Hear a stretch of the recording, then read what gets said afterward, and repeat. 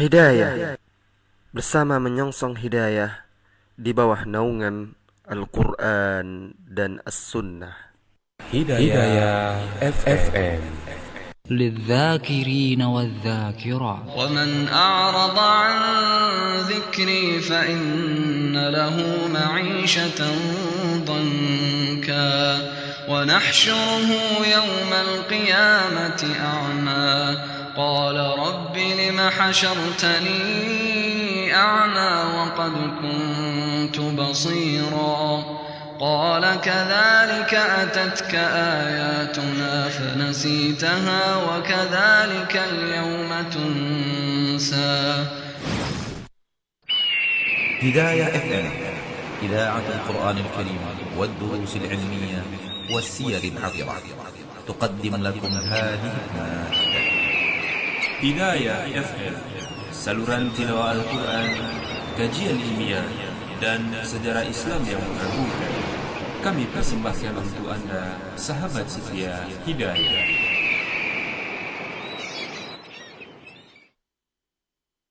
Bismillahirrahmanirrahim. Assalamualaikum warahmatullahi wabarakatuh. Alhamdulillahirabbil alamin huwallazi arsala rasulahu bil huda wa dinil haq liyudhhirahu 'alad dini kullih wa kafa billahi syahida wassalatu wassalamu ala nabiyyina wa habibina Muhammad sallallahu alaihi wasallam wa ala alihi wa ashabihi radhiyallahu anhum jami'an wa man tabi'ahum bi ihsan ila yaumil qiyamah. Hayal ikhwahal mustami'in wal mustami'at, pendengar Radio Hidayah 103.4 FM di Kota Pekanbaru dan sekitarnya, atau yang mendengarkan melalui streaming kami www.radiohidayah.com dimanapun Anda berada. Ya, kami sapa juga untuk pemirsa yang menonton siaran kami melalui media sosial kami dimanapun Anda berada. Di kesempatan siang ini, Senin, kita berada di tanggal 19 bulan Jumadal Ula atau Jumadil Awal 1447 Hijriah, bertepatan hari ini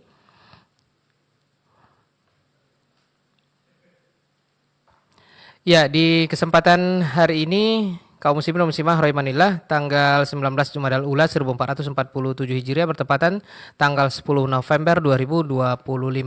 Baik kaum muslimin dan muslimah rahimanillah wa yakum jami'an dimanapun Anda berada, senang sekali rasanya kita bersua bersama guru kita Abu Rafiq Al-Ustaz Khalid Abdul Somad LCMA Hafizahullah Ta'ala dalam lanjutan pembahasan Mushkilatul Ghulu Fid Din, atau pembahasan terkait dengan masalah-masalah hulu di dalam agama ini. Baik, sudah bersama Anda beliau, kita buka dengan sapaan hangat kepada guru kita Abu Rafiq Al-Ustaz Khalid Abdul Somad LCMA Hafizahullah Ta'ala. Assalamualaikum ya Ustazana. Waalaikumsalam warahmatullahi wabarakatuh. Masya Allah. Kaifa haluka ya Ustazana? Alhamdulillah bi khair ya Aba'uni. Nah, barakallahu fiik ya Ustazana wa barakallahu fikum. Pemirsa dan pendengar dimanapun Anda berada, kita dengarkan terkait dengan lanjutan pembahasan ghulu atau permasalahan hulu di dalam agama ini. Baik kaum muslim muslimah, selamat menimba ilmu syar'i, dan langsung saya kita persilakan kepada Ustaz. Falyatafadhal mashkura. Assalamualaikum warahmatullahi wabarakatuh. Innal hamdalillah nahmaduhu wa nasta'inuhu wa nastaghfiruh wa natubu ilaihi wa na'udzu bihi min syururi anfusina wa sayyiati a'malina may yahdihillahu fala mudilla lah wa may yudlil fala hadiyalah. Asyhadu an la ilaha illallah wa asyhadu anna Muhammadan abduhu wa rasuluh la nabiyya ba'dah. Allahumma salli ala nabiyyina Muhammad wa ala alihi wa ashabihi wa man ihtada bihudah. Amma ba'd. Kaum muslimin dan muslimat rahimani wa rahimakumullah. Alhamdulillah, bersyukur kita kepada Allah, kembali kita dapat melanjutkan kajian kita Senin menjelang asar, siang menjelang asar, melalui sarana dakwah ini, itu Radio Hidayah 103,4 FM. Kita berdoa pada Allah Subhanahu wa taala, mudah-mudahan Allah Subhanahu wa taala memberikan kepada kita ilmu yang bermanfaat dan dapat beramal dengan ilmu yang telah Allah Subhanahu wa taala berikan. Pembahasan kita yaitu membaca kitab Mushkilatul Ghulu Fid Din, yaitu problem ghulu, Itu sikap berlebih-lebihan yang kadang-kadang menyebabkan seseorang terjerumus ke dalam perbuatan-perbuatan anarkis atau sikap-sikap intoleran atau radikal seperti yang banyak dirisaukan oleh penduduk negeri ini, terutama kaum muslimin tentunya, yang sangat mengkhawatirkan atau merisaukan fenomena ini. Nah, ada sebuah kitab yang ditulis oleh Syekh Abdul Rahman bin Mu'alla Al-Waihiq yang mengkaji tentang problem ghulu ini, problem ghulu. Sebab-sebab, kemudian setelah itu dampak-dampaknya, kemudian bagaimana cara menanggulanginya. Beliau rahimahullah di awal-awal membahas tentang masalah sebab-sebab ghulu. Awal kita sudah baca, yaitu sebab yang berkaitan dengan masalah kejahilan. Ini sebab yang pertama, yaitu al-jahal. Kemudian setelah itu beliau rinci jahal ini apa maksudnya atau berkaitan dengan apa saja. Ada jahil dengan Al-Quran, ada jahil dengan sunnah, ada jahil yaitu tidak mengetahui manhaj salaf, tidak mengetahui maqasid asy-syari'ah, juga yang lain-lain yang beliau sebutkan yang berkaitan dengan masalah kejahilan. Dan kejahilan ini adalah merupakan musibah atau penyakit yang harus kita hilangkan apabila kita ingin mendapatkan ketenangan-ketenangan, apabila kita ingin mendapatkan keberkahan-keberkahan. Kita lanjut ke sebab yang kedua, al-asbab al-muta'alliqah bil manhaj al-ilmi. Ini pembagian besarnya. Jadi pembagian besarnya yang pertama yaitu berkaitan dengan masalah kejahilan. Kejahilan ini dibagi kepada pembagian-pembagian detail seperti yang disebutkan tadi. Itu sebab yang pertama. Sebab yang kedua, al-asbab al-muta'alliqah bil manhaj al-ilmi. Sebab-sebab yang berkaitan dengan metodologi keilmuan. Yang berkaitan dengan metodologi keilmuan. Di dalam poin ini pengarang kitab hafizahullah merinci juga ada yang berkaitan dengan yang pertama al-i'rad 'anil ulama, berpaling dari ulama. Karena berpaling dari ulama di dalam memahami agama maka terjerumus ke dalam kesalahan-kesalahan di dalam metodologi keilmuan. Yang kedua yaitu penyimpangan-penyimpangan atau takwil. Itu melakukan penyimpangan. Kemudian yang ketiga mengikuti mutasyabih.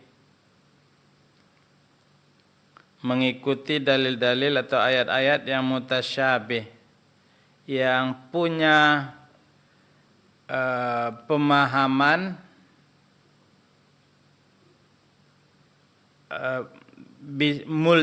multi tafsir, mutasyabih ini kemudian tidak dikembalikan kepada ayat-ayat yang muhkam, yang sudah jelas. Jadi yang dilihat yang mutasyabihnya saja. Padahal seharusnya yang mutasyabihat itu harus disandingkan dengan ayat-ayat yang muhkamat sehingga dapat dipahami dengan selamat. Ini atau ditanyakan kepada para ulama bagaimana pemahaman yang seharusnya. Berikut itu memahami dalil secara harfiah. Tadi juga tidak mau melihat tafsiran penjelasan para ulama, mengira bahwasanya dia sudah bisa untuk memahami dengan sendirinya, sehingga tidak memandang perlu untuk merujuk kepada para ulama. Jadi at-ta'amul al-mubashir ma'an nas, langsung. Jadi kalau diapakan mungkin ya tekstual. Berijtihad padahal dia adalah orang yang bukan berkompeten. Ini juga sebab terjadinya ghulu. Kemudian berikutnya larut di dalam hadis-hadis fitnah. Hadis-hadis fitnah, mengkaji hadis-hadis fitnah. Sibuk dengan hadis-hadis yang seperti itu. Kemudian ya mungkin mencoba untuk menerapkannya pada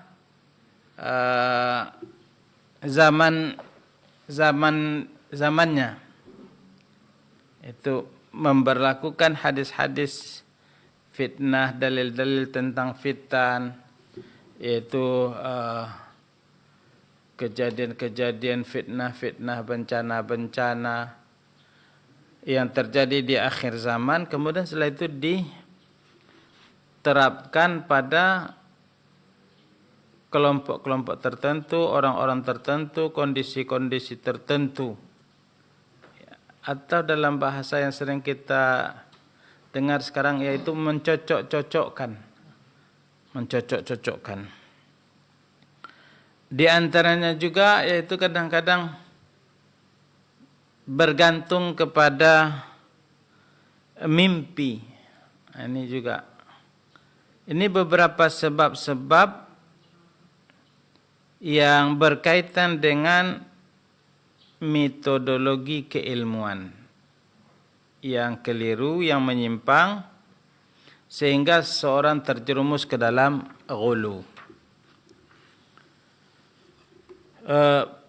Kita baca yang pertama yaitu al-i'rad 'anil ulama, berpaling dari para ulama. Kaum muslimin dan muslimat rahimani wa rahimakumullah,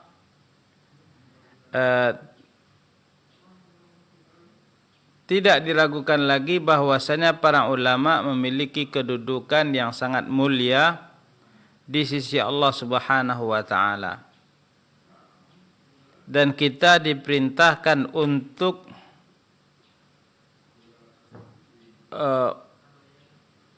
selalu meminta nasihat atau bertanya, meminta fatwa kepada mereka, apalagi dalam hal-hal yang kita tidak ketahui. Makanya dikatakan fas'alu ahla dzikri in kuntum la ta'lamun. Bertanyalah kalian kepada ahlu dzikr, itu para ulama, orang-orang yang berilmu. Apabila kalian tidak tahu, bukan memutuskan dengan sendiri-sendiri. Sehingga kadang-kadang justru akan merugikan diri sendiri atau merugikan umat. Jadi diperintahkan untuk dekat dengan para ulama, bertanya dengan para ulama. Kemudian satu hal juga yang perlu diketahui bahwasanya ulama ini adalah orang-orang pilihan yang Allah Subhanahu wa taala pilih. Bukan orang-orang yang eh, mengenakan atribut-atribut tertentu, entah peci haji, kemudian atau sorban, atau pakai jubah lah, atau mungkin pakai jas lain sebagainya, pakai peci, berarti itu adalah ulama. Enggak. Mereka adalah orang-orang pilihan yang Allah Subhanahu wa taala pilih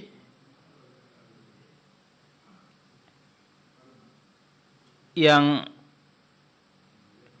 memiliki kriteria-kriteria tersendiri. Memiliki kriteria-kriteria tersendiri.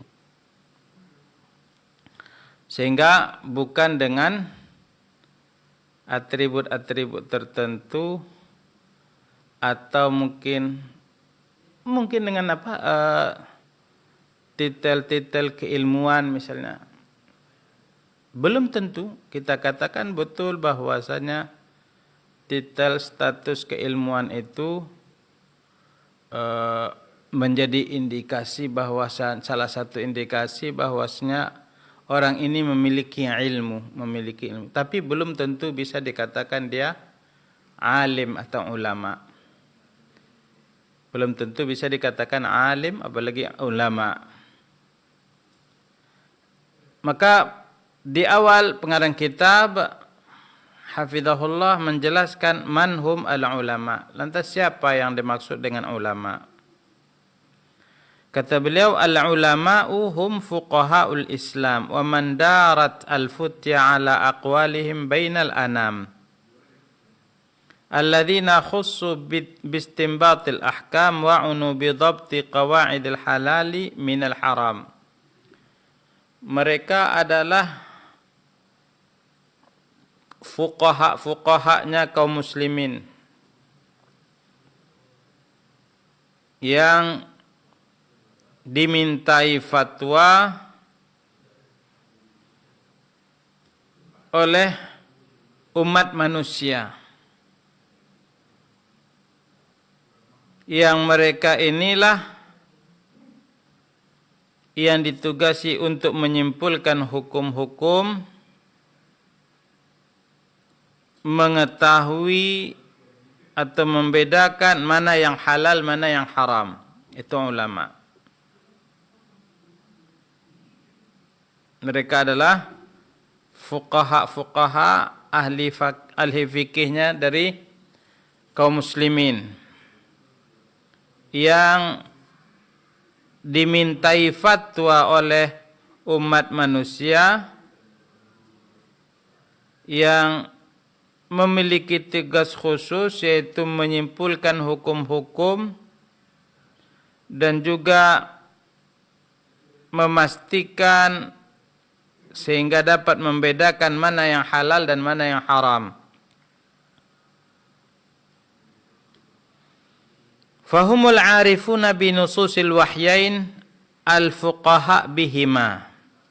Jadi mereka adalah orang-orang yang tahu dengan nas-nas Al-Quran dan hadis, yang paham. Al-amiluna bi'ilmihim ala hudan wa basirah, yang beramal dengan ilmunya. Yang beramal dengan ilmunya di atas huda dan basirah. Ini ulama. Wahum warathatul anbiya warithu anhumul ilma alladhi hamaluhu fi sudurihim. Mereka adalah pewaris para nabi. Ini para ulama yang mewarisi ilmu-ilmu kenabian yang mereka emban, yang mereka pikul di dada-dada mereka. Wa yu'rafu haula al-ulama bi'ilmihim. Jadi para ulama itu dikenal dengan ilmunya. Fal ilmu huwal mizah allati tumayyizuhum an ghairihim. Ilmulah yang membedakan antara mereka dan yang lain-lain. Fahum in jahilan nas nataqu bil ilmil mawruth an imamil mursalin sallallahu alaihi wasallam. Mereka ini adalah orang-orang yang di saat manusia-manusia jahil, tidak mengetahui, mereka justru berbicara dengan ilmu yang telah diwariskan dari Imamul Mursalin Nabi Muhammad sallallahu alaihi wasallam. Ini yang dimaksud dengan ulama. Ini yang dimaksud dengan ulama. Jadi poinnya bahwasanya mereka adalah orang-orang yang paham dengan dalil-dalil Al-Qur'an, hadis. Orang-orang yang tahu dengan Al-Qur'an, hadis, kemudian memahaminya sehingga mereka dijadikan rujukan di dalam berfatwa, kemudian beramal dengan ilmu. Beramal dengan ilmu. Itulah para ulama. Itulah para ulama. Makanatul ulama, kedudukan para ulama fi syariah di dalam agama, tidak diragukan lagi bahwasanya mereka memiliki kedudukan yang sangat penting di dalam agama. Banyak dalil di dalam Al-Qur'an atau hadis Nabi sallallahu alaihi wasallam yang menyebutkan tentang kemuliaan mereka. Di antaranya firman Allah Subhanahu wa taala misalnya, fas'alu ahla dzikri in kuntum la ta'lamun. Bertanyalah kalian kepada ahlu dzikr. Siapa yang dimaksud dengan ahlu dzikr? Itu orang-orang yang berilmu, para ulama. Kemudian di antaranya juga firman Allah Subhanahu wa taala, ya alladzina amanu athi'ullah wa athi'ur rasul wa ulil amri minkum. Wahai orang yang beriman, taatilah Allah, taati Rasul dan ulil amr. Dijelaskan tentang tafsiran ulil amr minkum, ulil amr. Kata beliau, qala Ibnu Katsir rahimahullah, Ibnu Katsir berkata, wadh-dhahir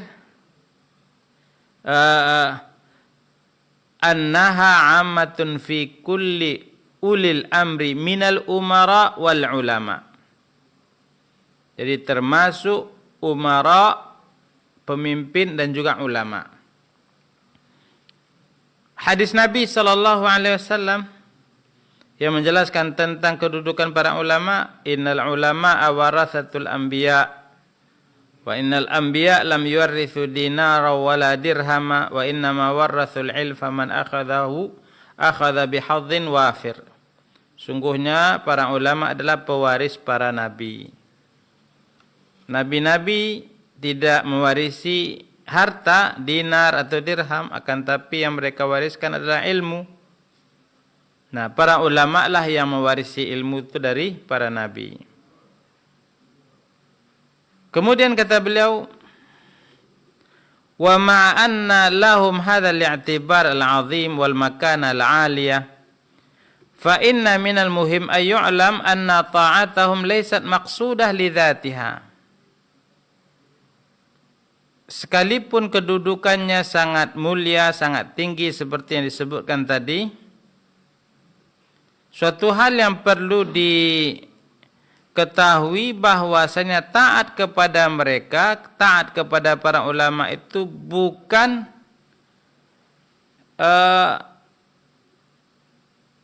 itu kepada orangnya, bukan karena orangnya, bukan karena orangnya.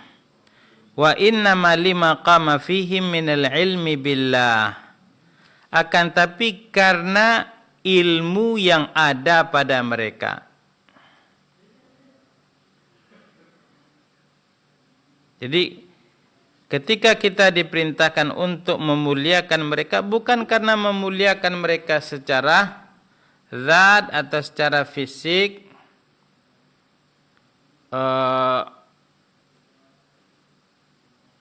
akan tetapi kita disuruh untuk memuliakan karena ilmu yang ada pada mereka. Karena ilmu yang ada para ulama itu. Maka Falaisa su'aluhum 'anil hukmi su'alan 'an ra'yihim asy-syakhsi. Maka ketika kita bertanya kepada mereka tentang suatu hukum, itu bukan bertanya kepada mereka pribadinya, bal su'alan 'amma yafhamunahu 'anillahi 'azza wa jalla wa 'an rasulih sallallahu. Akan tapi kita bertanya kepada mereka tentang apa yang mereka ketahui dalam masalah yang kita tanyakan, sebagaimana yang telah diajarkan oleh Allah, yang telah dikaruniakan oleh Allah Subhanahu wa taala kepada mereka. Jadi bukan karena ulamanya, bukan karena orangnya, akan tapi karena ilmunya. Karena ilmunya.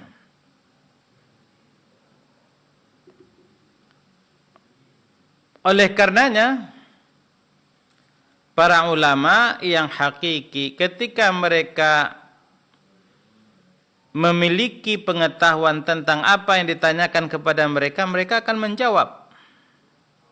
Mereka akan menjawab. Ketika mereka tidak memiliki ilmu tentang apa yang ditanyakan, dan itu sangat memungkinkan sekali, maka mereka tidak akan jawab. Kenapa? Khawatir untuk mengada-ngada, mengarang-ngarang. Yang itu sangat mereka takuti sekali. Para ulama sangat takut untuk mengarang-ngarang, berbicara tentang agama tanpa ilmu.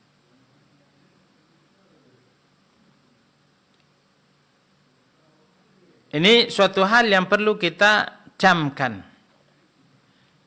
bahwasanya taat kita kepada para ulama itu bukan karena ulamanya, bukan karena orangnya, akan tapi karena ilmu yang telah Allah Subhanahu wa taala karuniakan kepada mereka.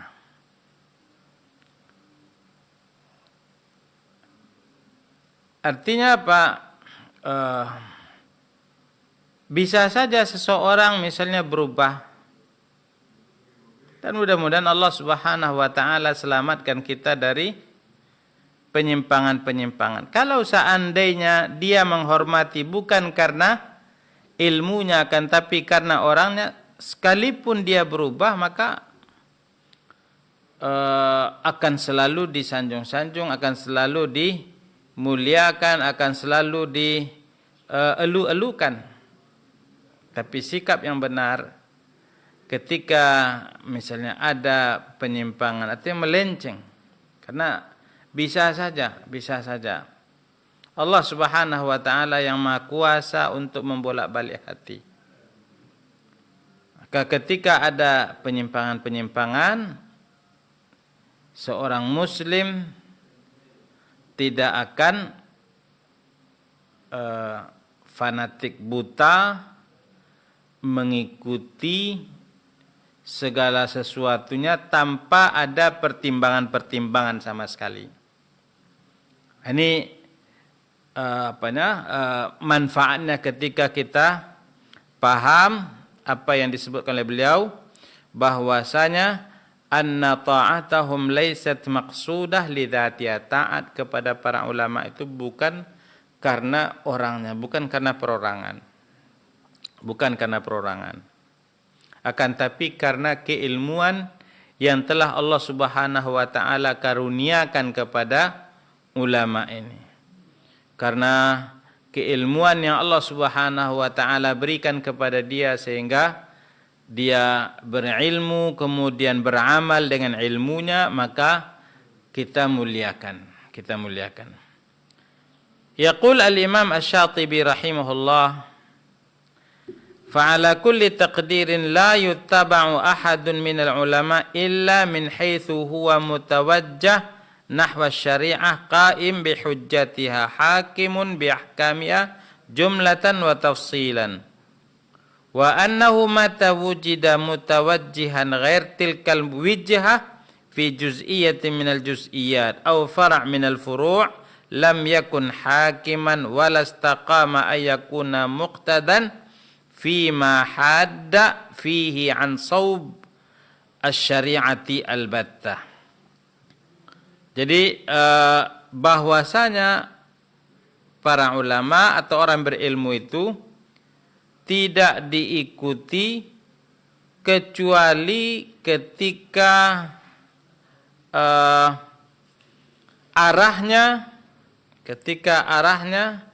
sesuai dengan ketentuan syariat, itu karena berilmu tadi, kemudian beramal dengan ilmunya, mempraktikkan ilmunya, baik secara umum ataupun secara rinci. Ini para ulama.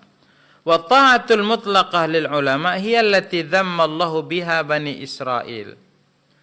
Dan taat yang mungkin saklek itu ndak berubah-berubah sama sekali. Mau benar, mau salah, tetap tegak lurus dengan satu orang ini. Itu taat yang seperti itu kepada ulama itu adalah merupakan penyebab kenapa Allah Subhanahu wa taala mencela Bani Israil. Jadi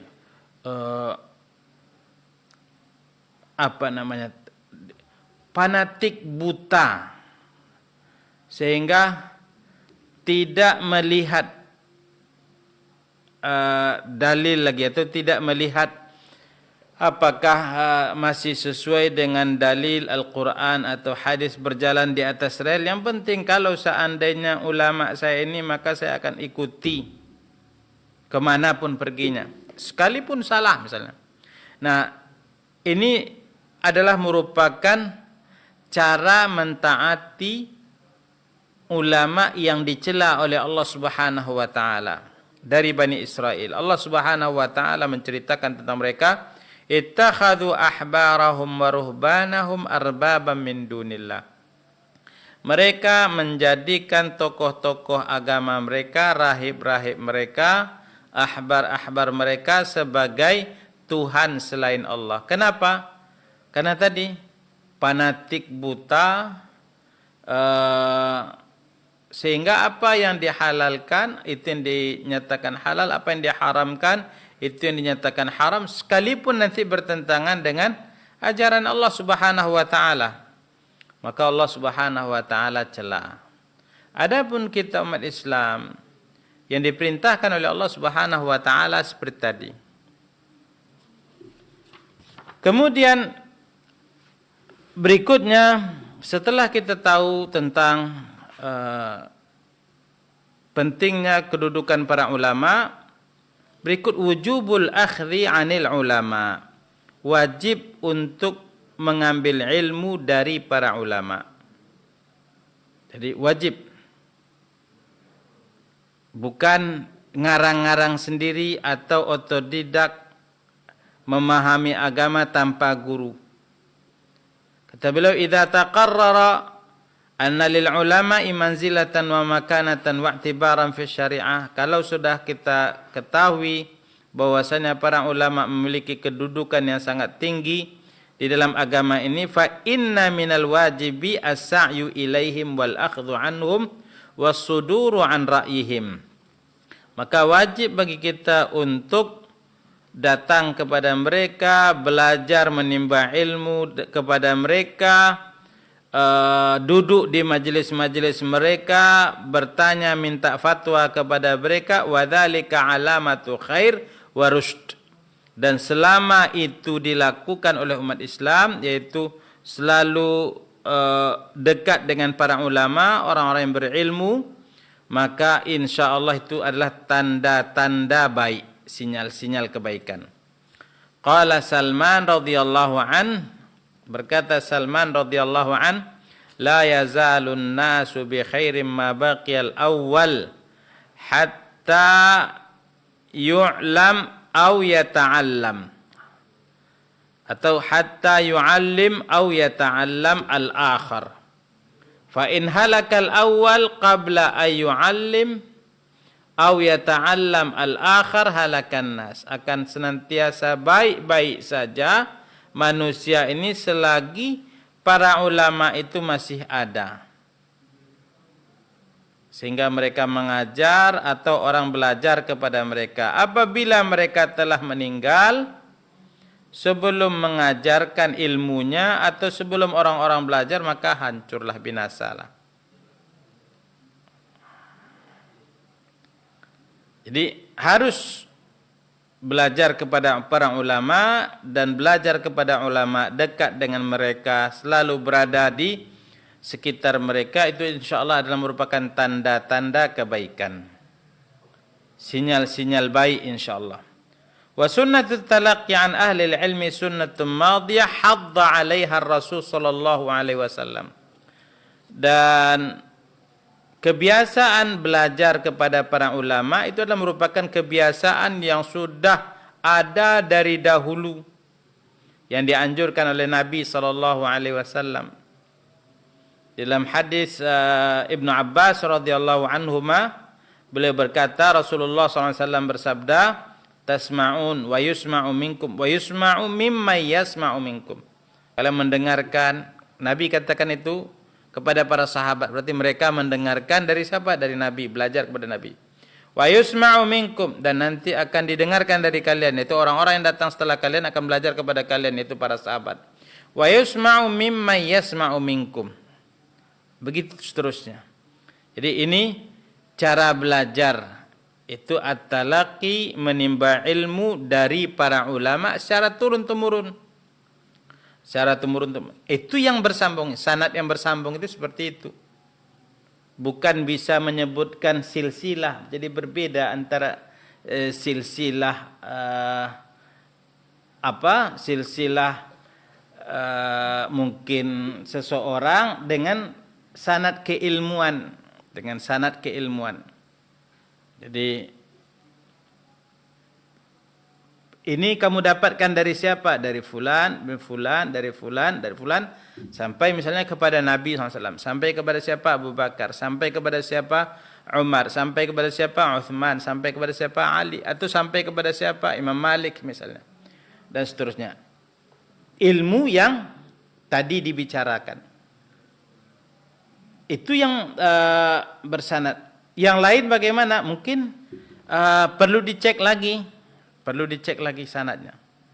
Jadi belum tentu juga ketika dia memiliki sanad tentang suatu keilmuan dari ulama salaf ini misalnya, berarti dia sudah memiliki seluruh sanad, seluruh keilmuan yang ada pada dia itu sudah dimiliki dengan sanad yang sama tadi. Tidak seperti itu dia.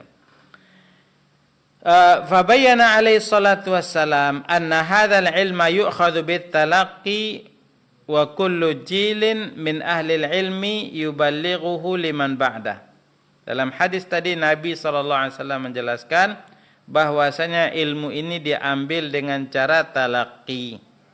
Itu turun temurun.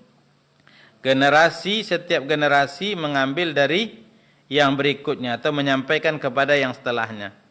Wa ammal kutub fahiya la tughni an ahadim ma lam yakun thammata hamalah sadiqun laha. Adapun kitab maka tidak cukup. Boleh, akan tapi tidak cukup. Tidak cukup untuk dijadikan sebagai referensi, sebagai rujukan di dalam masalah ilmu. Apalagi kalau seandainya kita belum sampai pada level-level tertentu untuk bisa memahami ilmu itu secara sendiri, secara mandiri. Makanya dalam satu hadis Nabi SAW bersabda, "Khudhul ilma qabla an yadhhab." Qalu wa kaifa yadhhabul ilm ya Nabi Allah? Wa fina kitabullah. Qala faghadiba. Thumma qal thaqilatkum ummahatukum awalam takunit Taurah wal Injil fi bani Israel falam yughniya anhum syai'an inna dhahabal ilmi ay yadhhaba hamalatuh. Nabi SAW bersabda dalam hadis Abi Umamah tadi, belajarlah kalian sebelum ilmu itu hilang. Para sahabat bertanya, bagaimana hilangnya ya Rasulullah? Sementara Al-Quran ada pada kami. Nabi SAW marah, kemudian setelah itu berkata, gimana ceritanya kalian? Bahasa kita mungkin seperti itulah kalau diartikan. Thaqilatkum ummahatukum. Gimana kalian ini? Awalam takunit Taurat. Bukankah Taurat, Injil juga ada pada Bani Israel? Tapi bagaimana Bani Israelnya? Melenceng, tetap melenceng. Falam yughniya, itu tidak berguna bagi mereka sama sekali. Kenapa? Karena yang akan menjelaskan Taurat, yang akan menjelaskan Injil ini sudah tiada, meninggal ulama-ulamanya. Jadi ulama ini sangat penting, sangat besar perannya di dalam menjelaskan ilmu ini, menjelaskan ilmu. Maka wajib untuk belajar kepada para ulama. Kemudian berikutnya beliau hafizahullah menjelaskan tentang kaifa kana al-i'rad 'anil ulama min asbabil ghulu. Bagaimana berpaling dari para ulama ini, ceritanya bagaimana berpaling dari ulama ini menyebabkan orang terperosok ke dalam sikap-sikap ghulu. Kata beliau, laqad kana sababun hiraf al-khawarij ar-ra'is i'tidaduhum bi ahwa'ihim fi muqabil an-nusus wa i'tidaduhum bi anfusihim fi muqabili ahli al-ilm. Sebab-sebab penyimpangan yang terjadi pada khawarij ini di antara kelompok-kelompok yang menyimpang dan bersikap ghulu. Mereka ini sebab utama penyimpangan mereka adalah karena bersandar kepada ahwa, yaitu selera-selera, perasaan-perasaan mereka tanpa melihat dalil. Kemudian tidak mau merujuk kepada para ulama, akan tapi justru malah mencoba untuk memahami agama dengan sendirinya. Fakana awwalu kharijin dhu al-khuwaisirah. Sehingga yang pertama kali melakukan sikap atau perbuatan khuruj, melakukan perlawanan atau membangkang adalah Dzul Khuwaisirah. Kepada siapa dia membangkang? Kepada Nabi SAW. Di zaman Nabi. Kenapa? Karena ya berpatokan kepada selera dia saja. Tidak mau tunduk, tidak mau patuh kepada apa yang telah ditetapkan oleh Nabi SAW. Sehingga ketika Nabi SAW telah membagikan waktu itu harta yang akan dibagikan, kata dia, i'dil ya Rasulullah. Wahai Nabi, wahai Rasul, i'dil, adillah kamu. Bahkan disebutkan di situ, fa innaka lam ta'dil, kamu tidak bersikap adil. Ini sebagai seorang muslim, ketika dia tahu bahwasanya Nabi SAW adalah utusan Allah, tentu dia tidak akan lancang. Tapi karena dia berpatokan kepada perasaan, hawa, bisikan-bisikan hawa nafsunya saja, maka apa yang ada, yang terdetik di dalam benaknya, yang ada di dalam perasaannya langsung dia ungkapkan. Ini Dzul Khuwaisirah. Sehingga Nabi SAW ketika itu mengatakan dari keturunan orang ini nanti akan ada yang keluar yang akan keluar menjadi cikal bakal khawarij. Ini kaum muslimin dan muslimat yang dimuliakan Allah. Jadi berpaling dari para ulama. Siapa ulamanya ketika itu? Yaitu Nabi SAW. Tidak terima dengan apa yang diputuskan oleh Nabi SAW. Kemudian kata beliau, wa fil hayatil mu'asirah, kalau di zaman sekarang, kal i'rad 'anil ulama wal i'tidad bidzawat min a'zamin hiraf man waqa'a fil ghulu wa laysa al i'rad 'anil ulama indahum mujarrad mumarasah faqat bal yunadhar lahu wa yudallal. Adapun di zaman sekarang, di zaman kita sekarang, bahwasanya berpaling jauh dari para ulama itu adalah merupakan sebab-sebab ghulu. Sebab-sebab ghulu di antaranya Itu fa fi kalam li syukri Mustafa anil ijtihad wa taqlid. Itu perkataan Syukri Mustafa tentang ijtihad dan taklid.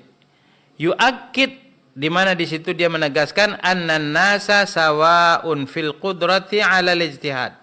Bahwasanya manusia itu semuanya punya peluang untuk berijtihad semuanya. Sama. Jadi tidak ada perbedaan antara para ulama dengan yang lain-lain. Wa annal fuqaha la yahmilun minal ilmi akthar mimma yahmiluhu an-nas al-akharun. Dan bahwasanya ulama ahli-ahli fikih itu tidak punya keilmuan yang lebih menonjol daripada yang lain-lain. Wa annal faqih lahu fahmuhul khasbi, bahwasanya ahli fikih itu pemahamannya khusus untuk dia saja. Walasna bihajah ilaih, dan kita tidak butuh kepada pemahamannya. Thumma yutbi'u dzalika birad ala ahli sunnah wal jamaah fi istidlalatihim ala wujubir ruju' ila ahli ilmi fayunaqish al-istidlal bi adillah. Kemudian setelah itu dia juga membantah dalil-dalil ahlus sunnah yang memerintahkan untuk merujuk kepada para ulama. Ini kalau di zaman-zaman sekarang, artinya sekalipun orangnya sudah meninggal, itu zaman-zaman setelah Nabi SAW, bagaimana berpaling dari para ulama ini itu menjadi penyebab seseorang terperosok, terjerumus ke dalam sikap ghulu, yaitu ekstrim, radikal, berlebih-lebihan atau intoleran. Ini kaum muslimin dan muslimat yang dimuliakan oleh Allah Subhanahu wa taala. Jadi di dalam beragama, Allah Subhanahu wa taala mengajarkan kepada kita agar kita kembali kepada Al-Qur'an, kembali kepada hadis-hadis Rasulullah sallallahu alaihi wasallam, dan juga kembali kepada fatwa-fatwa, petuah-petuah para ulama, kepada para ulama. Dan beliau hafizahullah menjelaskan siapa yang dimaksud dengan ulama, yaitu bukan setiap orang yang mengaku-ngaku dia adalah ulama berarti dikatakan ulama, enggak. Atau tidak mesti bahwasanya orang yang telah menyandang gelar-gelar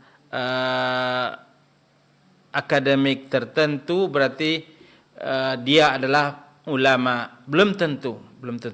Dilihat dari segi keilmuannya, bagaimana pengetahuannya tentang dalil Al-Quran, hadis-hadis Nabi sallallahu alaihi wasallam, kemudian bagaimana pemahamannya terhadap dalil-dalil dari Al-Quran dan hadis Nabi sallallahu alaihi wasallam tadi. Tentunya dengan ilmu-ilmu penunjang untuk itu. Entah ilmu tafsirnya kah, entah ilmu hadisnya kah, entah ilmu usul fikihnya kah, atau yang lain-lain. Kemudian beramal dengan ilmunya. Sehingga para ulama ini ketika dilihat itu memang